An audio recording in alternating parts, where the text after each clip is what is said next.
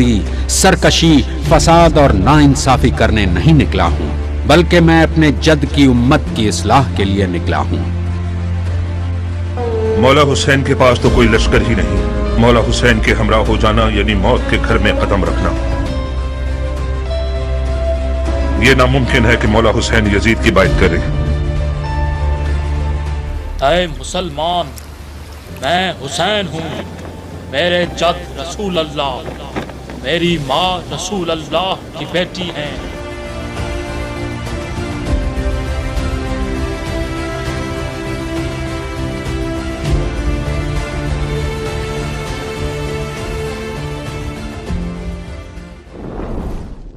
مسلم بن عقیل کا خط ملتے ہی امام عالی مقام حسین علیہ السلام نے کوفہ جانے کا ارادہ کیا۔ سفر سے پہلے امام حسین علیہ السلام نے اہل مکہ سے فرمایا، میں خود خواہی یا سیر و تفریح کے لیے مدینہ سے نہیں نکلا ہوں، اور نہ ہی میرے سفر کا مقصد فساد اور ظلم ہے، بلکہ میں اپنے نانا محمد صلی اللہ علیہ وسلم کی امت کی اصلاح کے لیے نکلا ہوں۔ میں لوگوں کو برائی سے روکنے اور نیکی کا حکم دینے کا ارادہ رکھتا ہوں۔ میں اپنے جد اور والد علی کی سیرت پر چلوں گا۔ جس وقت امام حسین کوفہ کے لیے روانہ ہونے لگے تو محمد بن حنفیہ، ابن عمر اور ابن عباس جیسے صحابہ اکرام نے آپ کو کوفہ جانے سے روکا۔ لہٰذا امام نے فرمایا، میں یہ جانتا ہوں کہ یقیناً میں قتل کر دیا جاؤں گا، اور خدا کی قسم میں اس روز کو بھی جانتا ہوں جس روز میرا قتل ہوگا، اور اپنے قاتل اور دفن ہونے کی جگہ کو بھی جانتا ہوں۔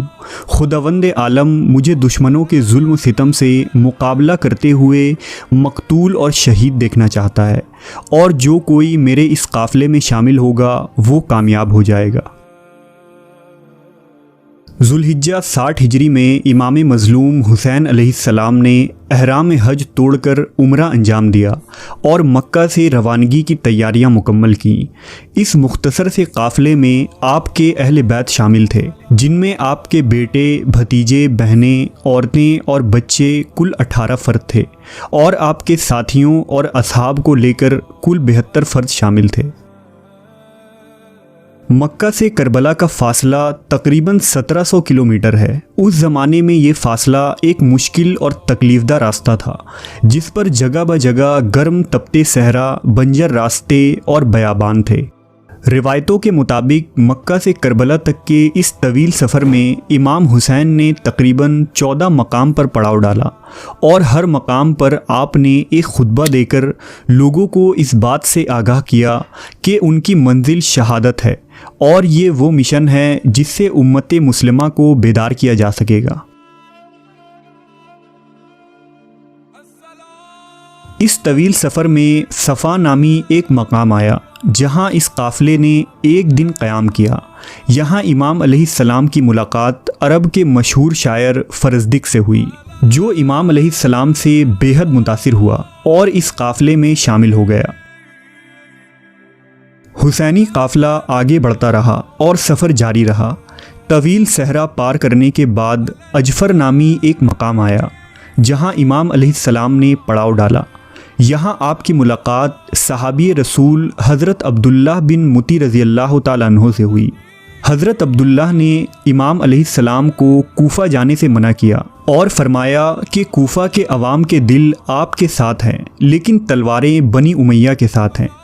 اس پر امام مظلوم نے فرمایا، تقدیر کو یہی منظور ہے کہ اہل بیت کے مردوں کا لہو بہایا جائے اور اہل بیت کی عورتوں کو اسیر بنا لیا جائے۔ 22 ذوالحجہ کے دن امام حسین کا یہ قافلہ مقام سالبیہ پہنچا۔ یہاں ایک قاصد نے امام حسین کو یہ خبر دی کہ مسلم بن عقیل کو کوفہ میں شہید کر دیا گیا ہے اور وہاں کے حالات بدل چکے ہیں۔ یہ خبر سن کر لوگ گھبرا گئے، لیکن امام علیہ السلام پرسکون رہے۔ رات ہوئی تو امام نے اپنے تمام ساتھیوں کو جمع کیا اور ان سے فرمایا کہ ہم اب موت کی طرف بڑھ رہے ہیں، لہٰذا رات کے اس اندھیرے میں جو جانا چاہے وہ واپس چلا جائے، میں تم سے اپنا ذمہ اٹھا لیتا ہوں۔ اس پر امام کے ساتھیوں کے آنکھوں سے آنسو جاری ہو گئے اور وہ اس قدر روئے کہ ان کی داڑھی تر ہو گئی۔ پھر انہوں نے امام حسین سے فرمایا کہ ہم آپ کا ساتھ ہرگز نہ چھوڑیں گے یہاں تک کہ ہم شہید ہی ہو جائیں۔ چنانچہ صبح ہوئی تو تمام لوگ موجود تھے اور ایک شخص نے بھی امام کا ساتھ نہ چھوڑا۔ کارواں آگے بڑھا اور ایک طویل سفر کے بعد شراف نامی منزل آئی۔ یہاں ایک تالاب موجود تھا، لہذا قافلہ والوں کو امام حسین نے یہ حکم دیا کہ پانی بھر لو اور مشقیں پور کر لو۔ لہذا لوگ خوب سیراب ہو گئے اور پانی کو ذخیرہ کر لیا۔ کچھ دیر آرام کرنے کے بعد قافلہ آگے بڑھا۔ روایتوں سے پتہ چلتا ہے کہ لوگوں کو اس مقام کے بعد کربلا تک پھر پانی میسر نہ ہوا۔ حسینی قافلہ گرم تپتے ریگستان میں کوفہ کے جانب رواں دواں تھی۔ یہ دوپہر کا وقت تھا اور ذی حشم کا علاقہ قریب تھا کہ دور سے کچھ چیز حرکت کرتی نظر آئی۔ غور کرنے پر معلوم ہوا کہ گھڑ سوار فوج ہے، لہذا امام علیہ السلام کے حکم سے آپ کے ساتھیوں نے ہتھیاریں نکالی اور جنگی محاذ بنایا۔ یہ دراصل 1000 لوگوں پر مشتمل فوج تھی جسے ابن زیاد نے بھیجا تھا۔ اس لشکر کا سپہ سالار حر بن یزید ریاحی نامی شخص تھا۔ حر کا لشکر جب قافلہ حسینی کے قریب پہنچا تو حر نے امام سے کہا کہ ہمیں امیر کی طرف سے یہ حکم ملا ہے کہ ہم آپ کو اس وقت تک نہ چھوڑیں جب تک ابن زیاد کے پاس کوفہ نہ پہنچا دیں۔ اس پر امام حسین نے فرمایا، اے لوگو، اللہ سے ڈرو، میں تمہارے پاس اس وقت تک نہیں آیا جب تک تمہارے خطوط مجھے نہیں ملے۔ وہ خطوط تمہارے ہی قاصدوں نے مجھ تک پہنچائی تھی۔ حر نے جواب دیا کہ ہمیں ان خطوط کے بارے میں کچھ خبر نہیں ہے۔ لہٰذا امام کے حکم سے آپ کے ایک ساتھی نے خطوط سے بھرے ہوئے 2 تھیلے لائے اور ان کے سامنے انڈیل دیے۔ حر نے کہا، خدا کی قسم، میں ان خطوط لکھنے والوں میں سے نہیں ہوں، لیکن مجھے حکم ہوا ہے کہ میں آپ کے ساتھ رہوں یہاں تک کہ آپ کو کوفہ پہنچا دوں۔ اس کے بعد امام نے اپنے ساتھیوں کو حکم دیا کہ سوار ہو جائیں اور قافلہ آگے بڑھا۔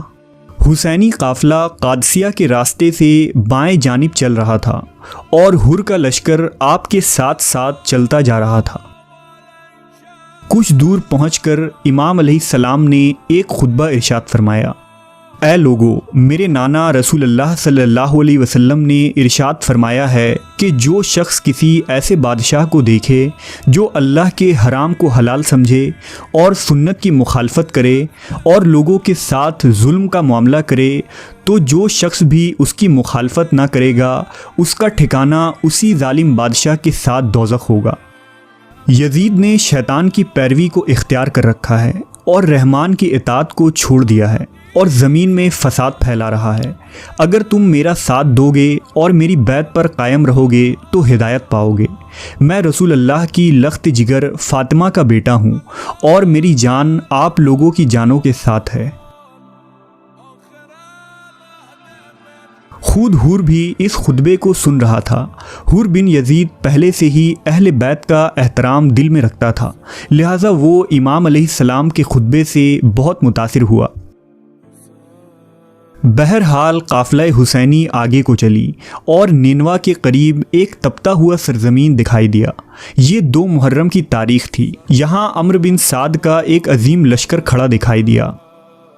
امام علیہ السلام نے اپنے ساتھیوں سے پوچھا، اس جگہ کا نام کیا ہے؟ لوگوں نے عرض کیا، کربلا۔ تو آپ نے فرمایا، یہی کرب و بلا یعنی پریشانیوں اور مصیبتوں کا مقام ہے اور یہی ہمارے خون بہنے کی جگہ ہے۔